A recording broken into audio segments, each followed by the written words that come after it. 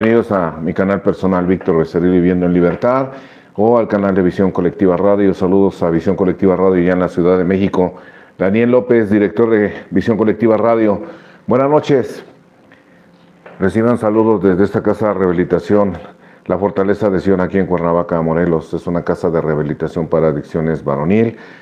La modalidad que ocupamos es la modalidad que se ocupó dentro del sistema penitenciario en la década del año 2000. Como 2005, Oceánica abrió clínicas en los penales, en todos los penales de la Ciudad de México. Reclusorio Norte, Reclusorio Sur, Reclusorio Oriente, Penitenciaría de Santa Marta, Catitla. Y en el cual tuvimos oportunidad de colaborar 4 años y medio en el Reclusorio Norte. La modalidad que tenemos es la modalidad que se ocupaba ahí, no se ocupa en la modalidad de anexo. Es varonil y no ocupamos nada del anexo, nada. Solamente trabajamos con 14 personas o 15 personas máximas, no trabajamos con más, no somos anexo, somos casa de rehabilitación y esa es la modalidad, casa de rehabilitación. Es sacarlos de un ambiente desagradable y meterlos en un ambiente agradable. Desde la tranquilidad empieza su rehabilitación.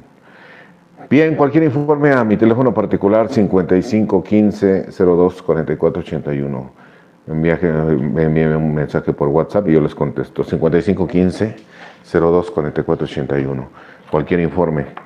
Bien, de esta casa de rehabilitación en la cual yo soy el director. Bien, buenas noches. Hoy tenemos programa como cada 8 días. Hoy tenemos un programa, pues hay muchas cosas de que hablar en Alcohólicos Anónimos. Muchísimas cosas que entender en este bello programa de Alcohólicos Anónimos. Tenemos muchas cosas por aprender, muchas cosas por hablar, o sea, hay muchísimo material que podemos.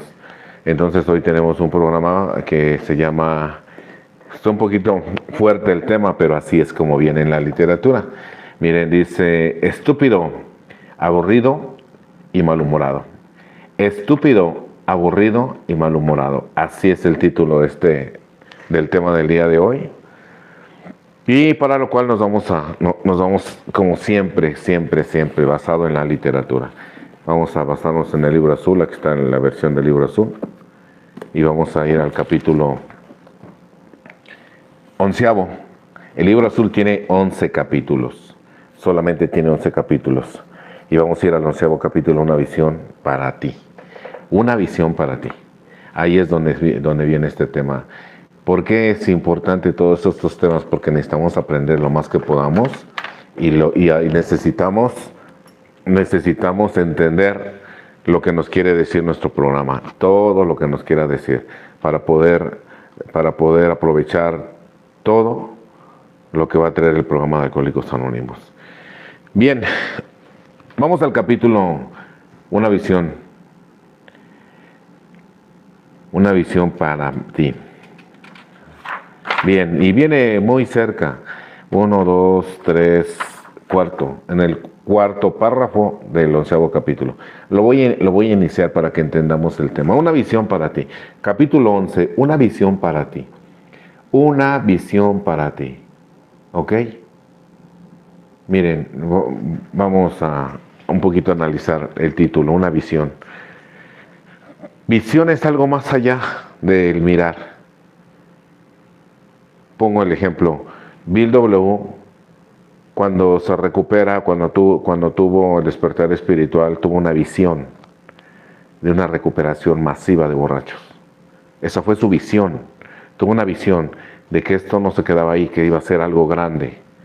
Esa fue su visión. Y su visión era en todo el mundo. Esa es la visión. El capítulo se llama Una visión para ti. O sea, ¿qué nos va a regalar Alcohólicos Anónimos? Una nueva visión. Claro que por supuesto. Una nueva visión a la larga. ¿Qué vamos a observar? Ya no vamos a observar a lo corto. La adicción nos lleva a observar a lo corto. El programa de recuperación nos lleva a ver hacia lo largo, hacia lo que todavía no está, hacia lo que todavía no vemos. Entonces el capítulo 11 viene al final y dice que después de haber entendido todo esto, obvio que la visión es totalmente ya diferente.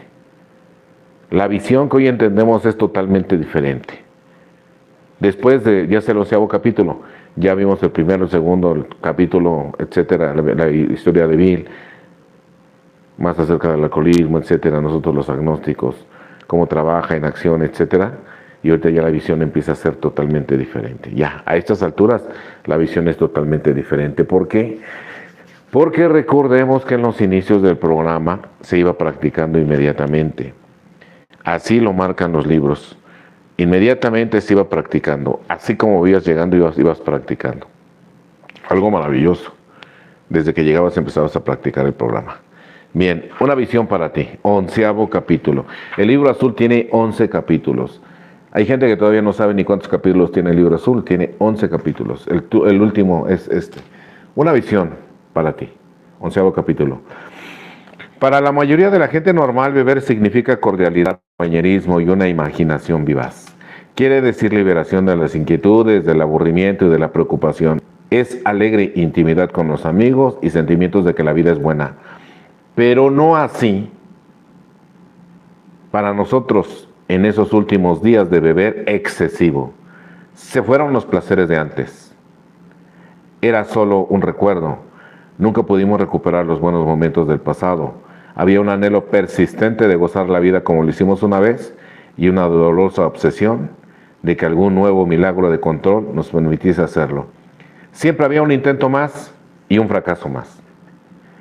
Cuanto menos nos toleraba la gente, más nos retirábamos de la sociedad, de la vida misma. Al convertirnos en vasallos del rey alcohol, en temblorosos súbditos de su irracional reino, la fría bruma que es la soledad se asentaba sobre nosotros, ennegreciéndose cada vez más. Algunos de nosotros buscábamos lugares sórdidos, esperando encontrar compañía comprensiva y aprobación. Momentáneamente las encontrábamos. Lugares sórdidos, miren lo que dice. Algunos de nosotros buscamos lugares sórdidos. Y esto, la gente que hemos tenido la situación del alcoholismo y ahora muchos la drogadicción, así paramos en lugares sórdidos. Lugares sórdidos. Donde nunca probablemente nos hubiéramos parado. Y nos tuvimos que parar en ese tipo de lugares. Porque nos íbamos aislando de la vida. Aislando de todo, la incomprensión de la gente, nos sentíamos incomprendidos, nos sentíamos solos y buscábamos compañía. En esto, cuando yo empiezo a leer esto y empiezo a compaginar mi vida, me doy cuenta de es cierto. Yo no llegué a beber diario, pero sí a cada 8 días, viernes, sábado y a veces el domingo. Se me hacía tarde para que fuera ya viernes. Lugares sórdidos. Yo quería seguir bebiendo. Yo me juntaba con amigos y los amigos tenían que irse a trabajar al otro día o tenían que irse a dormir. Yo quería seguir bebiendo. Yo quería seguir bebiendo. Yo quería seguir bebiendo. Y la única manera, y no me gustaba beber solo, entonces buscaba compañía. Y la única compañía que podría yo encontrar en las madrugadas era estos lugares sórdidos. Por eso cuando leí esto, cuando leí el libro azul, cuando empecé a analizar el libro azul, me maravillé de la exactitud de que lo que dice aquí lo vive uno, ¿no? Tanto en la recuperación como en la actividad, ¿no? Y recuerdo que iba yo antes de llegar a mi casa, manejando ya sea de mi padre o algún carro que me prestaban, y me iba ahí donde se juntaban los teporochitos. Siempre el puente donde siempre estaban ahí. Y yo llegaba en la madrugada, 1, 2, 3 de la mañana, llegaba en el carro, les preguntaba si ahí iban a estar, pues obvio que no se iban a mover a ningún lado, diario estaban ahí, se juntaban ahí en las noches, y les decía, voy a dejar el carro y me regreso. Y así lo hacía yo, como yo vivía a 2 cuadras, iba a dejar el carro y me regresaba a seguir tomando, a buscar compañía. No quería tomar solo, me sentía solo y no quería tomar solo. Entonces llegaba yo con los del escuadrón, que les llaman escuadrón de la muerte. A ellos yo les invitaba una botella, les decía, ¿quién va por el viaje? Cualquiera, en esos momentos cualquiera de ellos va por el viaje. Cómprense una botella para ustedes, 5 estrellas creo que en ese tiempo tomaban ellos, ron 5 estrellas, y a mí tráeme una de Bacardí añejo. Y ya, y cigarros, refresco y cigarros. Y ahí me quedaba con ellos. No fue una sola vez, era seguido cuando yo quería seguir tomando y ya no había con quién tomar y era de madrugada, ya no quería tomar solo. Entonces no fue una sola vez, no fue una sola vez, fueron varias veces. Entonces hoy sé que tarde o temprano, si yo no hubiera parado, hubiera terminado en ese lugar. Pareciera exagerado, pero para nosotros que hoy conocemos el problema, conocemos esta enfermedad, nos damos cuenta que no es exagerado. Sería exagerado no pensarlo de esa manera, ¿no? Y cuando lees esto, te das cuenta que es exacto lo que dice, ¿no? Esos lugares sórdidos que nosotros buscábamos. Vamos a continuar. Algunos de nosotros buscábamos lugares sórdidos, esperando encontrar compañía comprensiva y aprobación. Momentáneamente las encontrábamos. Luego venía el olvido, el terrible despertar, para enfrentarse a los espantosos 4 jinetes: terror, aturdimiento, frustración y desesperación. Los infelices bebedores que lean estos párrafos comprenderán. Después, dice, después de haber estado ahí, de haber encontrado la compañía, después, dice aquí, venía el olvido y el terrible despertar. El olvido, ¿qué pasó? Y eso para mí fue, yo tenía 30 y algo de años, 31 años, 30 años, ya tenía lagunas mentales, lapsos que se me borraba. Y empezar a pensar, ¿ahora qué pasó? ¿Ahora qué pasó? Primero despertar y ver dónde estoy, ¿no? ¿Dónde estoy? Algunas veces me daba cuenta y era el cuarto, mi cuarto. Dije, no, ¿cómo llegué? No sé cómo llegué. A veces no era mi casa, a veces era la casa de alguien, a veces era en un carro de alguien.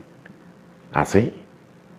O sea, cuando leemos la literatura y la analizamos con nuestras vidas, nos damos cuenta de la exactitud. Luego venía el olvido, el terrible despertar, para enfrentarse a los espantosos 4 jinetes: terror, aturdimiento, frustración y desesperación. Los infelices bebedores que lean estos párrafos comprenderán. Claro que lo vamos a comprender.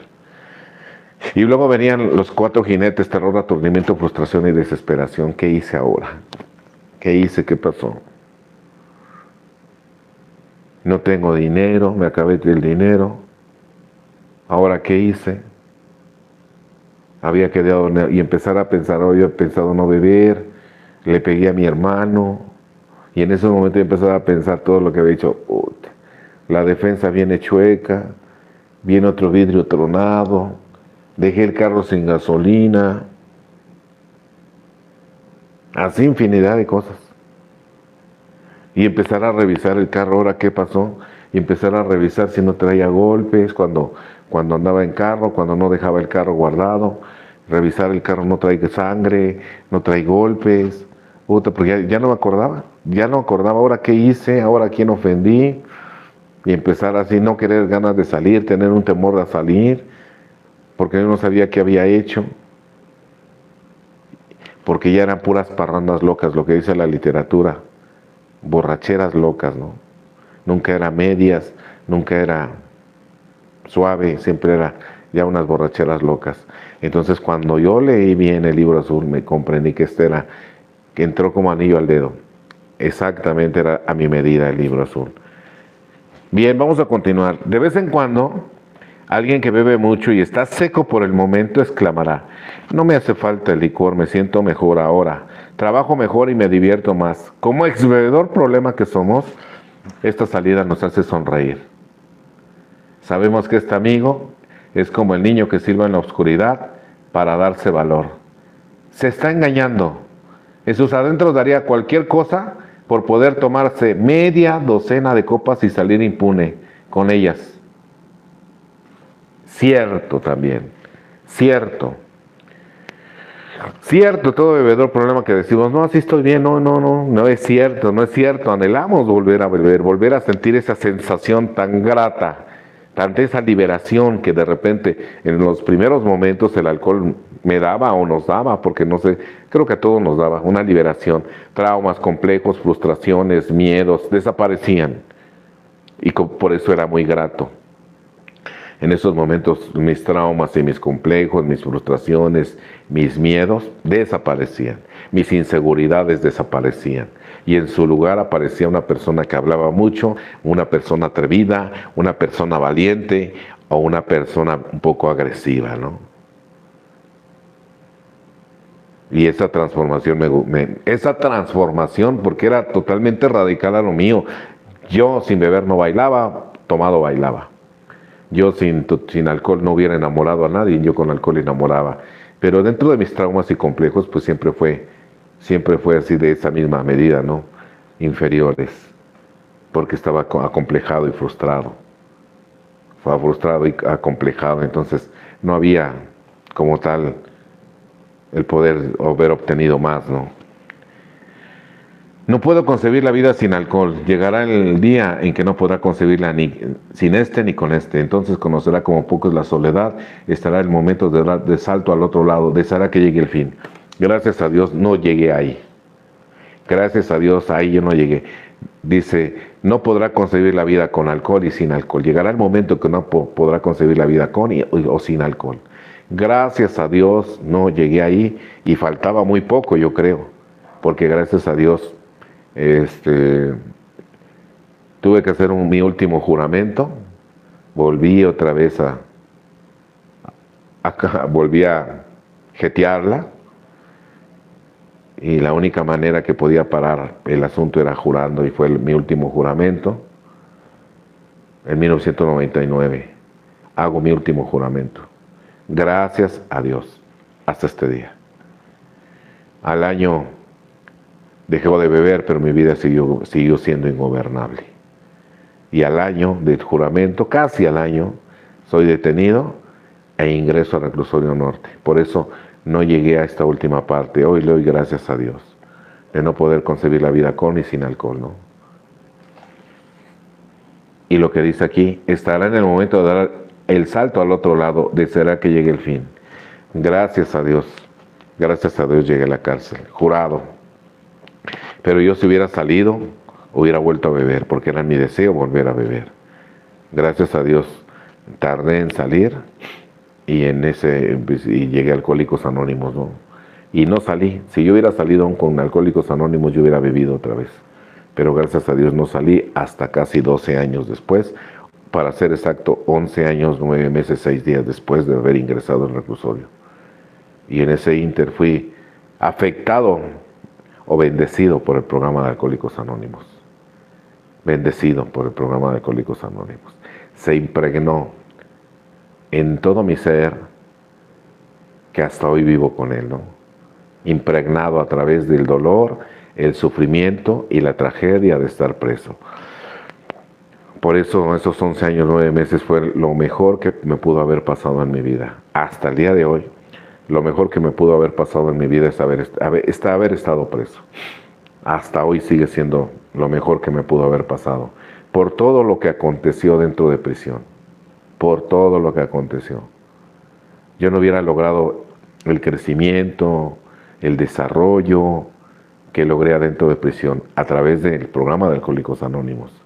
No hubiera entendido esto de AA, no hubiera leído toda la literatura, no me hubiera entregado a los servicios. Aquí afuera no lo hubiera hecho tal como yo lo hice allá adentro, ¿no? Y se convirtió en una bendición. Continuamos y aquí es donde viene el tema. Nosotros hemos demostrado cómo salimos del fondo. Hemos demostrado cómo salimos del fondo. Tú dirás, sí estoy dispuesto, pero se me va a condenar a una vida en la que seré un estúpido, aburrido y malhumorado como algunas personas virtuosas que conozco. Y esa es la pregunta. ¿Seré alguna persona, ya sin alcohol, está hablando, Nosotros hemos demostrado cómo salimos del fondo. Tú dirás, sí estoy dispuesto, pero ¿se me va a condenar a una vida en la que seré un estúpido, aburrido y malhumorado? La respuesta es sí, pero también la respuesta puede ser no. Todo va a depender de lo que hagamos o no hagamos dentro de Alcohólicos Anónimos. La respuesta va a depender de lo que hagamos o no hagamos en el programa de Alcohólicos Anónimos. Para algunos la respuesta fue sí, y para algunos la respuesta fue no. O para algunos, como en mi caso al principio fue sí, y conforme fue pasando el tiempo, la respuesta se convirtió a no. Porque al principio, cuando yo dejo de beber, así me sentía, como un estúpido, aburrido y malhumorado. Me faltaba el alcohol. El alcohol, me faltaba ese efecto, esa seguridad, me faltaba eso que el alcohol me daba. Yo no sabía hasta estos momentos que el programa de AA me lo podría dar. No lo sabía. No lo sabía, no lo entendía, no lo comprendía, y yo creo que no, tampoco lo hubiera creído, ¿no? Entonces al principio así fue. Por eso hoy que de repente escucho a gente triste en AA, no se está practicando. Y hay gente que está en grupos, y está viviendo así, una vida como estúpido, aburrido y malhumorado. Y así se está, y aún estando en grupo, Si no estuviera en grupo es normal, bueno, no tiene grupo, ¿no? Por eso anda mal. Pero lo que no es normal es que estando en AA, vivas así. Estando en Alcohólicos Anónimos. Y la única respuesta es porque no estás practicando el programa. Únicamente vas a grupo y no estás practicando nada. No estás practicando. No has entendido que tienes que adoptar una forma de vida diferente a través de los 12 pasos, a través de las 12 tradiciones, a través de los 12 conceptos del servicio mundial. No te has dado cuenta, ¿no? Y hay gente que así está, no está bebiendo, está en abstinencia. Y la abstinencia, les voy a decir algo, la abstinencia es vivir como un estúpido, aburrido y malhumorado. Que estando en abstinencia, que es únicamente haber detenido la ingesta de alcohol o la ingesta de sustancia, vas a vivir como un estúpido, aburrido y malhumorado. Los mismos traumas, los mismos complejos, los mismos miedos, las mismas inseguridades, pero ahora sin beber. No puedes vivir de otra manera, más que como estúpido, aburrido y malhumorado. Y de repente vemos gente así en los grupos, de malas, no han reparado daños, no se derrotan diario, no han hecho cuarto y quinto paso, siguen peleados con sus familias, no comparten su verdad, no suben a tribuna, y si llegan a subir a tribuna, no hablan con la verdad. Las reparaciones de daño no pueden parar, no están enteramente dispuestos a dejar que Dios elimine los defectos de carácter.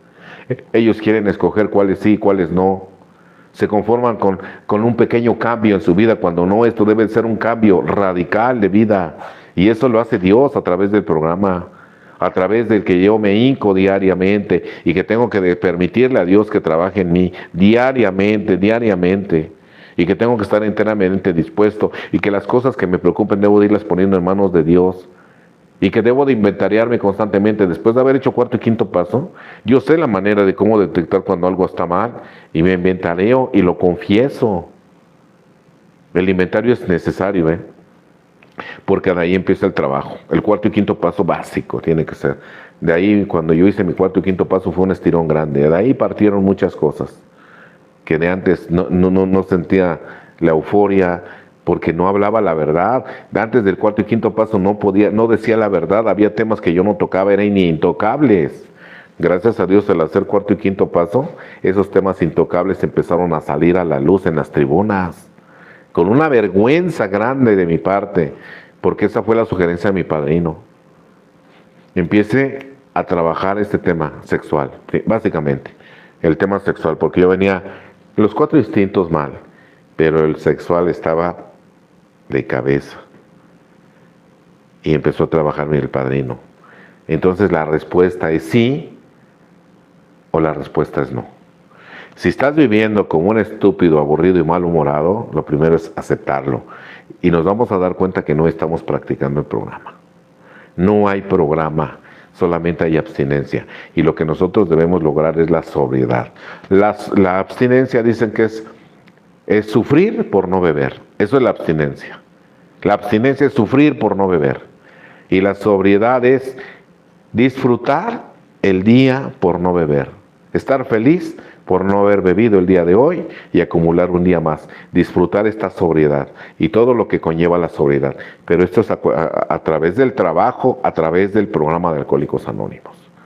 Si yo hubiera seguido acomplejado, frustrado, traumado, lleno de miedo como llegué, yo hoy sería un estúpido, aburrido y malhumorado. Al principio lo fui. Al principio porque había falta de trabajo. Había falta de... No podemos parar, seguir creciendo.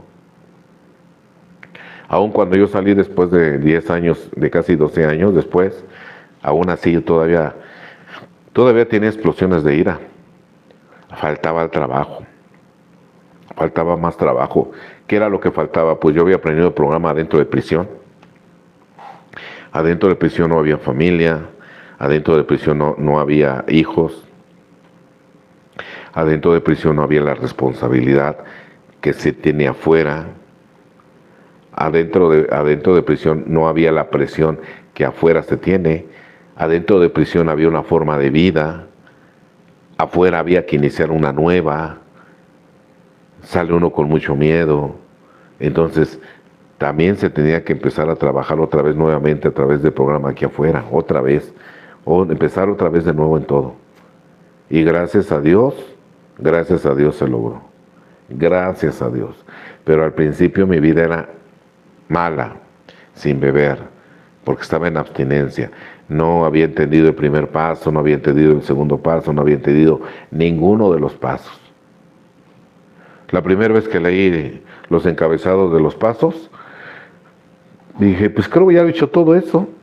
Pues no les había entendido nada. No había hecho nada. No había entendido la derrota. ¿Qué se derrota? ¿Qué? La derrota estaba mal entendida porque muchas veces te dicen que te derrotes. Derrótate a esa mujer. Pero la derrota no es así. Sí tiene que haber derrota. El primer paso es la derrota. Pero la derrota es para que lo logres. Para eso es la derrota.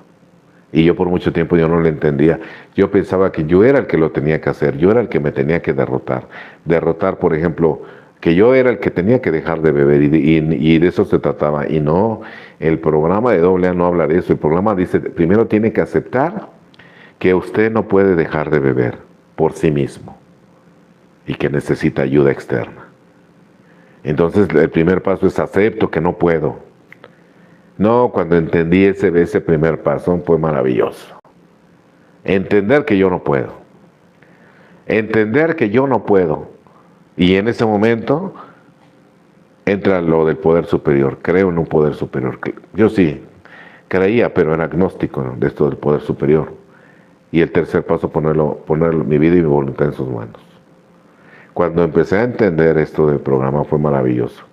Y estando en el programa yo no lo entendía, y estuve en juntas de estudio, estuve en el comité de literatura, primero tomando este curso, y después yo fui coordinador del comité de literatura, y no me quedaba claro el programa, no me quedaba claro cuántas veces, cómo se hacía, en qué tiempo se repetía, no se repetía, bueno, mucha duda, Si me hubieran preguntado, ¿en qué paso vas? Yo no sabría en qué paso. ¿En qué paso? Oye, ¿y en qué paso? ¿Cuánto tiempo llevas? No, pues llevo 4 años. ¿En qué paso vas? Pues, no sé, yo creo que en el cuarto, quinto o sexto. Pues si ya hice cuarto y quinto paso, pues debo de ir en el sexto, ¿no? Pero no con una certeza. Imagínate un programa con esa inseguridad, no funciona. Y mucha gente tiene la inseguridad en el programa, o sea, no entiende los pasos, no está practicando los pasos. Por eso la vida no les gusta. Porque a mí me pasó. Hasta que gracias a Dios empecé a entender el programa y empecé a practicarlos. El primer paso, la derrota. La derrota. No me quedaba claro. No había leído, releído. Pues en la cárcel tuve mucho tiempo de leer. Imagínense leyendo y no entendía. Ahora la gente que no lee, menos va a entender. O la gente que lleva el programa de oídas, lo que diga el padrino. No, no puede ser lo que diga el padrino. Si el padrino se equivoca, ya nos equivocamos todos. O sea, el padrino es importante, pero no es la última voz. Y no. O sea, por eso hay literatura. Por eso hay literatura y empezar a leer y comprender y entender qué ha pasado. Y conforme fui leyendo, fui entendiendo. Porque ya había leído el libro azul, no me quedaba claro, pero seguí leyendo los libros de AA y me empezaba a entender otras cosas, empezaba a comprender más y conforme iba leyendo como que el rompecabezas se iba armando, porque así me sucedió a mí. El rompecabezas del programa de 12 pasos se iba armando. Así me pasó.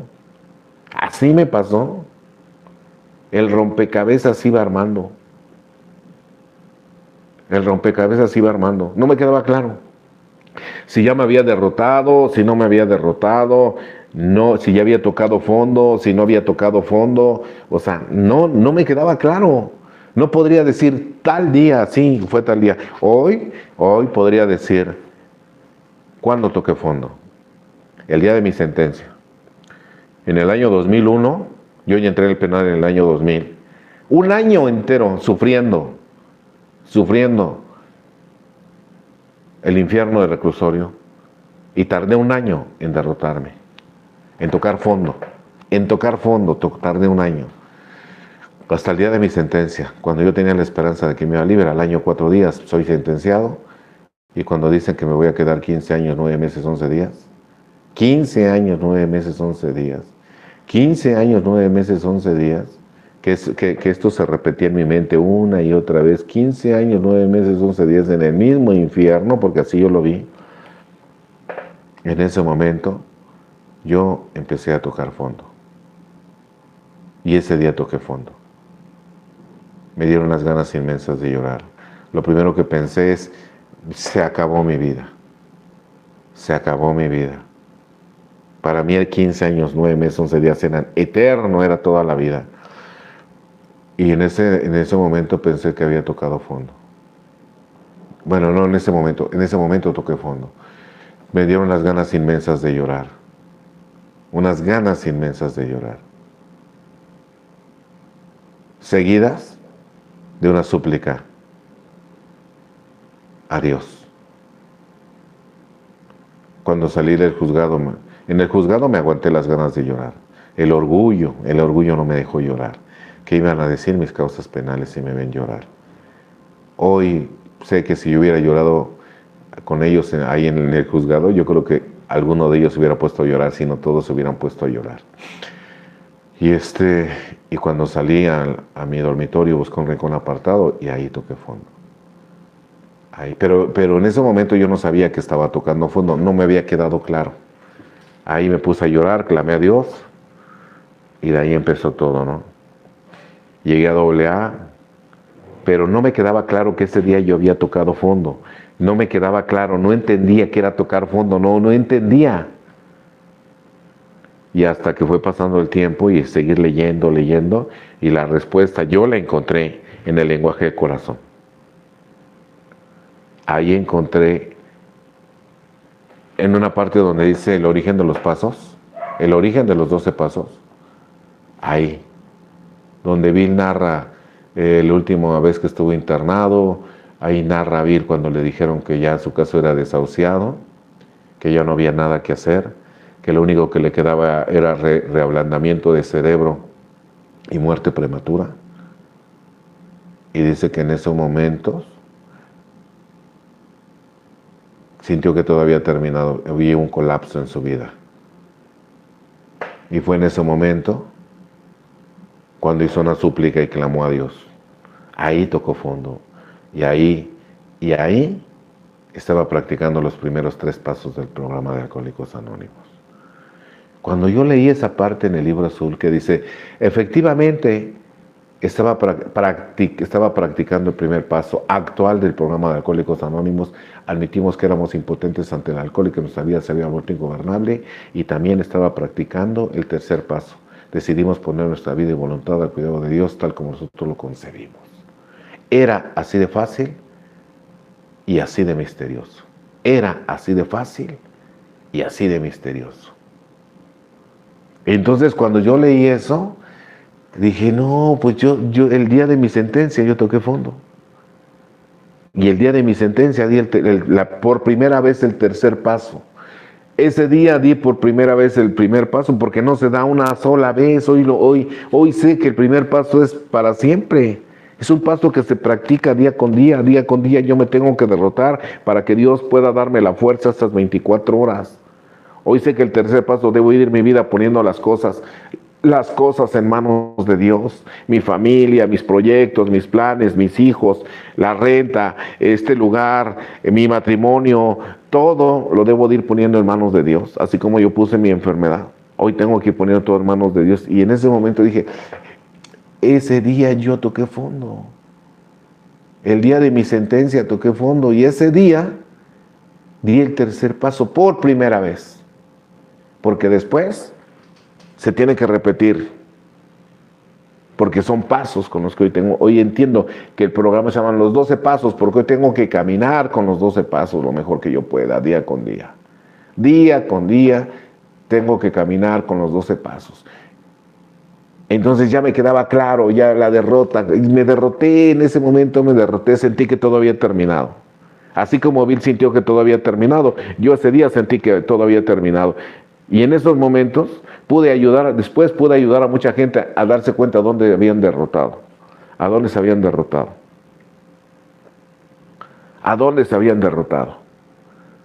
Recuerdo que un compañero mío era RSG y me dijo, oye, me invitaron a compartir el tema al grupo fulano de tal, me invitaron a dar el tema despertar espiritual, pero ¿dónde puedo leer? Cuando la gente no ha entendido, pues pregunta dónde puede leer, porque en la literatura está mi historia.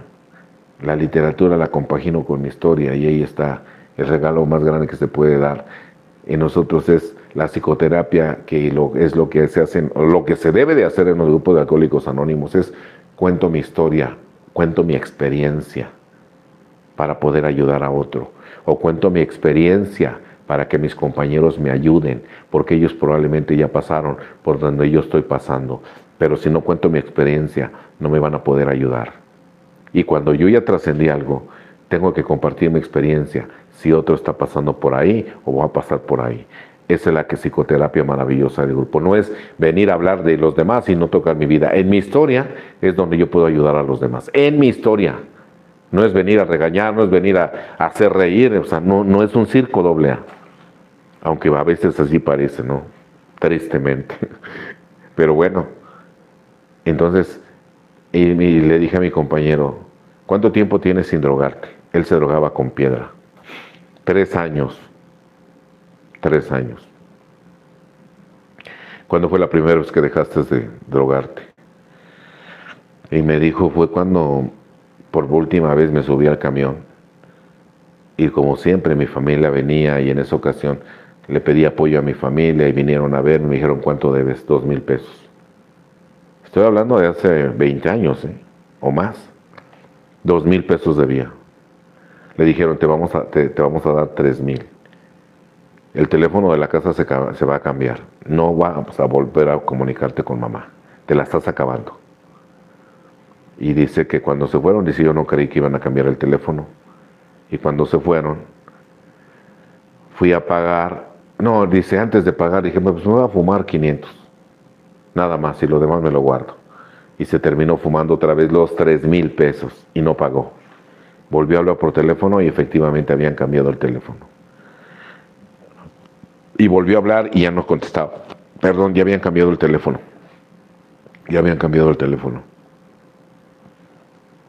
Y la desesperación y la angustia de la presión de que le estaban cobrando los cobradores y amenazando de muerte,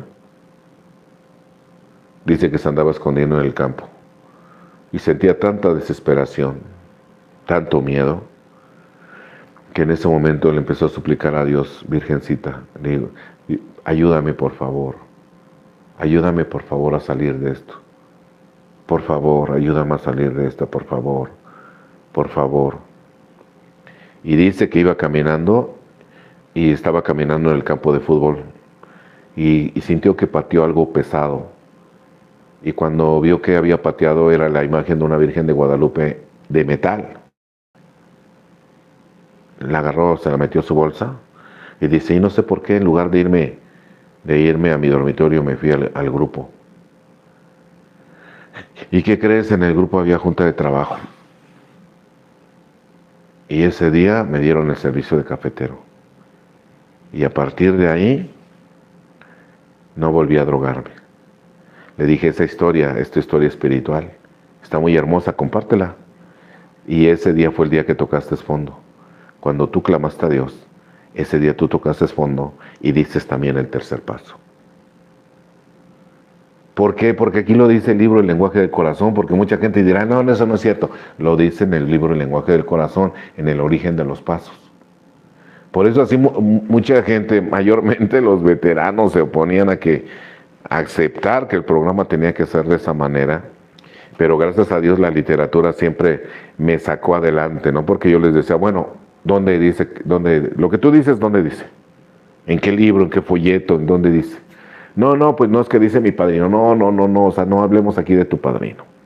Aquí hablemos de la literatura. ¿Dónde dice la literatura eso? Y te voy a decir dónde dice la literatura eso. Mira, aquí dice. Y efectivamente decía. Y se quedaban callados. Se quedaban callados. Entonces me di cuenta que la clave estaba en la literatura. Entonces empiezo a aprender que el primer paso se da en todos los aspectos de nuestras vidas. El primer paso es una herramienta maravillosa que se ocupa diariamente. Yo en la mañana me hinco antes de empezar mis actividades. Me hinco antes de bajar con los chicos. Y me pongo a disposición de Dios. Le digo, Señor, haz conmigo lo que tú quieras, Señor. Ayúdame a dar lo mejor de mí, Señor. Dame la fuerza que yo no tengo para mantenerme otro día limpio, en sobriedad, Señor. Y ese es el mismo ejercicio que los chicos, es el primer ejercicio que hacen allá abajo. El primer ejercicio es la derrota.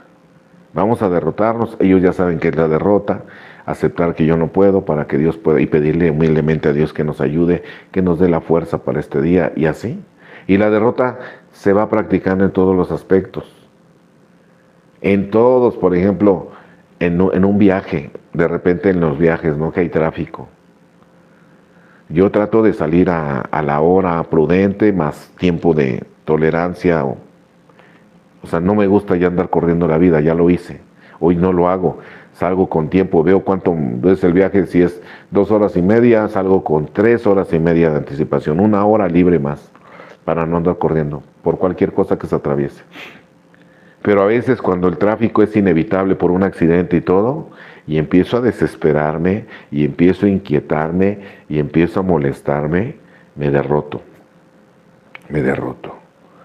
Hago el primer paso en relación al viaje. Señor, yo salí a tiempo.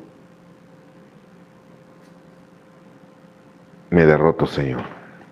Hágase tu voluntad. E inmediatamente ponerlo en sus manos. Hágase tu voluntad. Si voy a llegar, gracias. Si no voy a llegar, gracias. Hágase tu voluntad, Señor. Y lo mismo en el grupo, porque de repente yo quería subir y no me subían y yo me molestaba. Porque no me derrotaba. Entonces ya llegando al grupo yo me derrotaba y decía, Señor, yo quiero subir, pero lo pongo en tus manos. Si tú quieres que suba, voy a levantar mi mano, y si me pasan, gracias. Y si tú no quieres que pase, aunque levante mi mano y no me pasan, gracias. Hágase tu voluntad y no la mía. Entonces cuando yo no hacía eso, yo me enfermaba cuando no me pasaban. Pero cuando me pasaban, yo me ponía bien, y cuando me pasaban también, porque yo había puesto en manos de Dios. Y entonces empecé a practicar el programa en todos los aspectos de mi vida. Hablar por teléfono, yo diario hablaba por teléfono a mi familia. Entonces yo iba a hablar por teléfono y me derrotaba el resultado. O sea, me derrotaba el resultado. Señor, pongo esta llamada en tus manos, Señor, y permíteme aceptar lo que escuche. Ya sea que me agrade o ya sea que no me agrade. Por favor, Señor. Porque yo me ponía mal.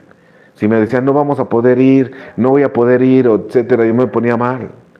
Entonces, para evitar todo eso, me iba derrotando ante todo, y lo iba poniendo en manos de Dios y aceptar la voluntad de Dios ante todo, todo, en todas circunstancias. Mi relación pasada, mi relación actual, siempre lo he puesto en manos de Dios. Cuando algo me preocupa, me angustia, Señor, lo pongo en tus manos. Me derroto y se lo pongo en manos de Dios. Mi libertad dentro del penal, al final me derroté porque yo estuve luchando por salir por los abogados, luchando, exigiendo a mi familia. Y al final me derroté, dije, Señor, ya entendí que me voy a quedar. Ya entendí que me voy a quedar, nada más lo que te pido es que me des la fortaleza para aguantar lo que falte, Señor. Ya entendí que me voy a quedar, o sea, ya me había derrotado. Nada más dame la fuerza para soportar lo que falte, Señor. Y cuando me derroté, al año salgo. Maravillosamente, mágicamente. Y también cuando, antes de salir, o sea, la derrota empezó a ser parte de mi vida en todo. Nos tenemos que ir derrotando en todo. Ponerlo en manos de Dios y compartirlo en la tribuna, mis angustias, mis temores. Saben que estoy preocupado por esto, ya lo hice, puse en manos de Dios, pero sí me preocupa, me angustia, pero ya lo puse en manos de Dios, compañeros. Tengo miedo de esto, me preocupa esto, no he dormido bien, me duelen los hombros, me duelen los brazos, me duelen las piernas, me duele el cuello, todo. Pero lo he puesto en manos de Dios. Y hágase tu voluntad y no la mía, Señor. Y empezar a darle vida al programa. Entonces cuando dicen si voy a ser un estúpido, aburrido, malhumorado, si practico el programa, no. Si doy los pasos día con día y reparar daños, los daños no pueden parar, o sea, el octavo y noveno paso son los daños del pasado. Antes del sexto y séptimo paso, enteramente dispuesto. Cuando yo vi ese sexto paso y el séptimo, fue maravilloso porque me di cuenta que la clave es estar enteramente dispuesto. La gente que no está enteramente dispuesto no va a pasar gran cosa. La gente que está enteramente dispuesto es la que van a lograr grandes cosas. De enteramente dispuesto, la clave es enteramente dispuesto. La diferencia entre un niño y un hombre es que el niño nunca va a estar enteramente dispuesto. No quiere soltar. El niño no quiere soltar. Y el programa nos invita a soltar, estar enteramente dispuestos a crecer, a soltar. Y me di cuenta de eso, ¿no? Entonces, al ir aprendiendo de la mano, sabes que tienes que soltar. Tienes que derrotarte y pedirle a Dios, permíteme soltar, Señor. Derrotarte y pedirle a Dios, ayúdame a soltar, Señor. Yo no puedo, Señor. Que sea tu voluntad y no a mí. Estoy enteramente dispuesto, tú lo sabes, Señor. Estoy enteramente dispuesto. A lo que sea, Señor, estoy enteramente dispuesto. Enteramente dispuesto, Señor, estoy enteramente dispuesto. Enteramente dispuesto. Y siempre vamos a tener que estar enteramente dispuestos. Nos guste o no nos guste estar enteramente dispuesto. Y el estar enteramente dispuesto es recibir todas las bendiciones de Dios en todos los aspectos. Enteramente dispuesto, enteramente dispuesto. Obvio que cuando llegas al grupo no estás para nada enteramente dispuesto. Yo no hubiera salido de casa, no hubiera estado enteramente dispuesto. Pero ya con el programa y con el peso del programa y el ver que tiene que ser así, cuando me dijeron que tenía que salir de la casa de mi mamá, 4 meses después de la cárcel, me salí. Y conocí otra nueva libertad, con mucho miedo. 1 año y medio quise regresarme, no me regresé, pero yo lo compartí en el grupo. Compañeros, a veces me quisiera regresar, a veces me quiero regresar. Bueno, a veces me he regresado, pero no he entrado a la casa, me he quedado en la camioneta de mi papá. Y al paso de que se me baja la emoción, me vuelvo a salir otra vez, porque tengo llave de la casa de mi papá. Entonces ir compartiendo, ir utilizando todas las herramientas, el 5.º paso, la confesión, o sea, ir hablando toda la verdad, enteramente dispuesto, Dios lo va a hacer, enteramente dispuesto a que Dios lo haga. Las reparaciones de daño empezaron a hacerse, empecé a reparar daños con todos y aún sigo reparando daños. Muchísimas reparaciones de daños, no sé cuántas llevé, no las he contado, pero arriba de 50 fácilmente llevo. Arriba de 50 fácilmente reparaciones de daño, no, yo capaz. 50, 100 reparaciones de daño llevo. Fuertes, difíciles. Las últimas han sido difíciles. difíciles, han sido las más difíciles. Todas han sido difíciles, pero he hecho todas las cosas difíciles porque estoy enteramente dispuesto. Entonces a veces queremos que nos vaya bien, pero no estamos ni enteramente dispuestos, no nos derrotamos. La derrota diaria es importante porque yo le estoy permitiendo a Dios que me ayude a vivir este día de acuerdo a su voluntad. Si yo le preguntara a la gente, ¿cuándo fue la última vez que te hincaste? Van a decir, no, pues cuando fui a hacer mi cuarto y quinto paso. No, es diario, derrotarme diario, para que Dios pueda trabajar en mí. Y desde la cárcel yo lo he estado haciendo, y llevo 14 años afuera, y lo sigo haciendo. Lo sigo haciendo. Lo sigo haciendo. Y lo seguiré haciendo, porque ha funcionado. La reparación de daños del pasado.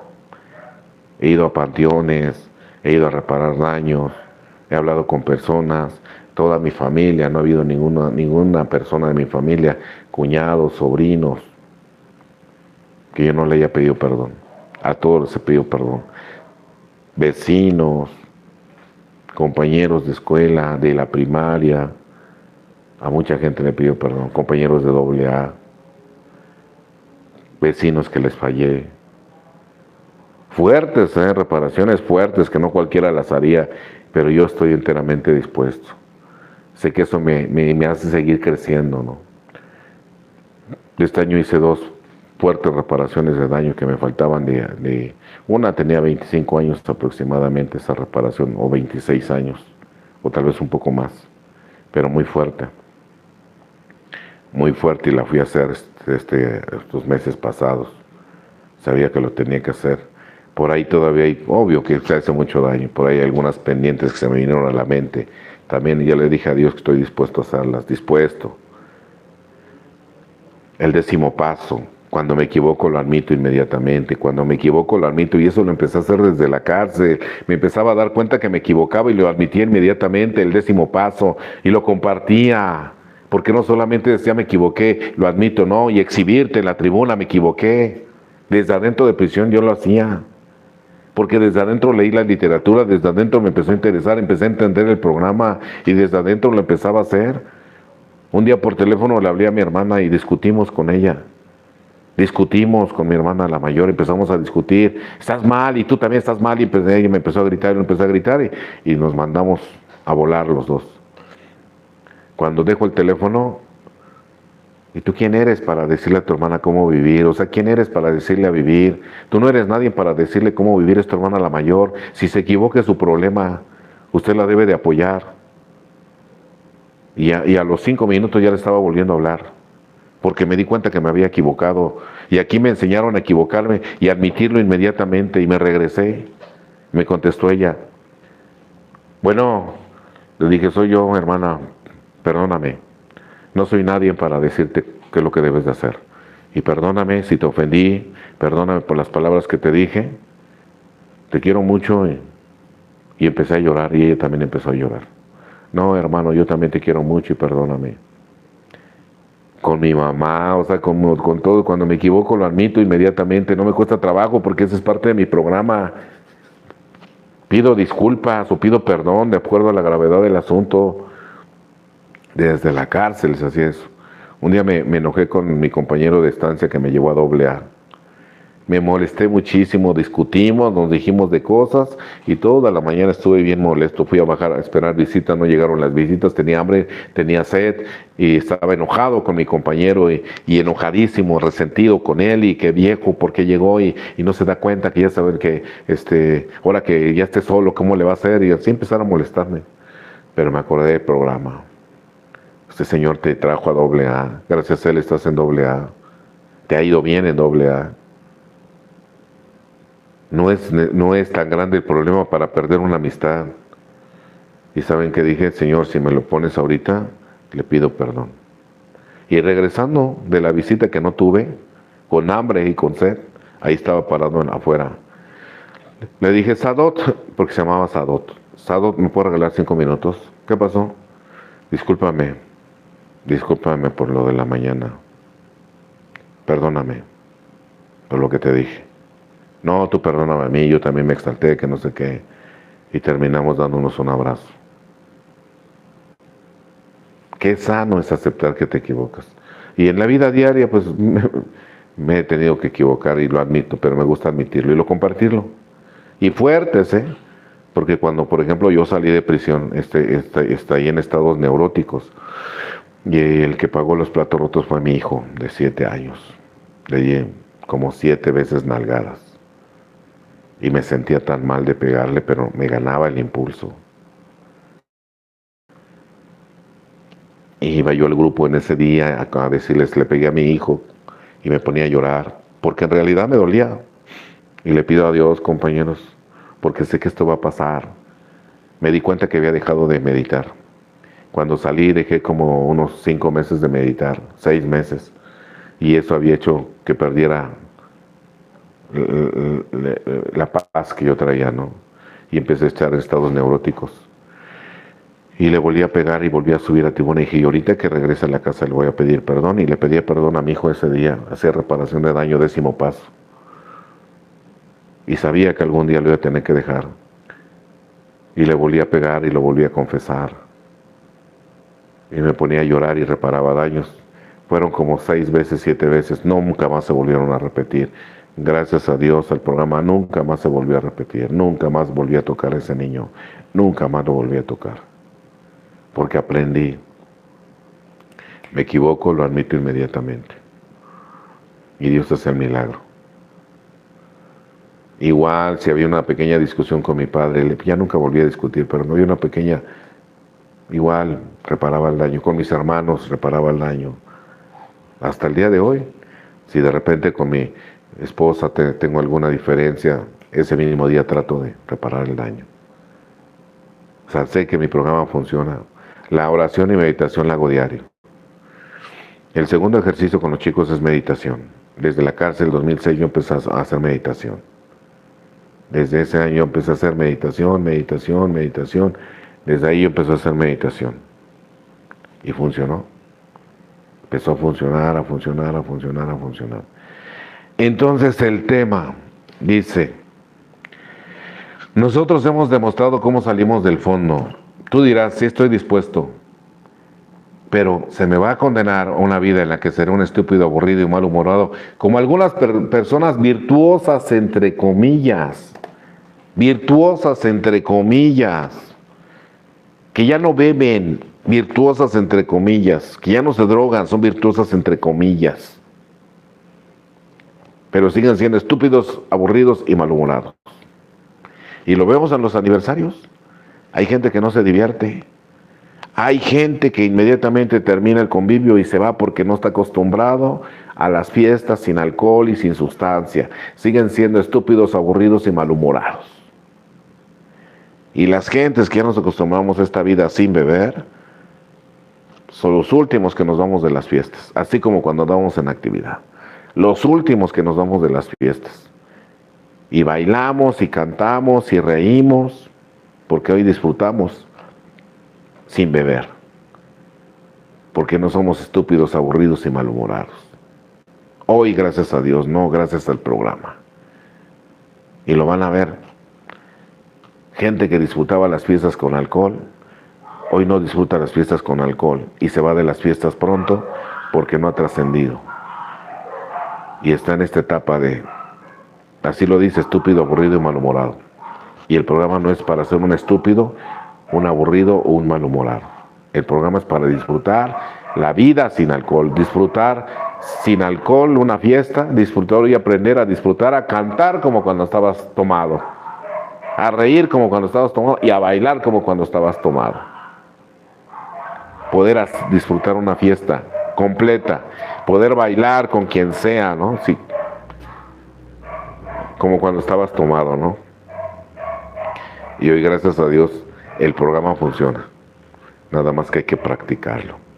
Practicarlo, vivirlo día con día, para no ser un estúpido, aburrido y malhumorado. Pues nos vamos despidiendo. Vamos a ver si tenemos algunos mensajes. Parece que sí. Ahorita leo mensajes.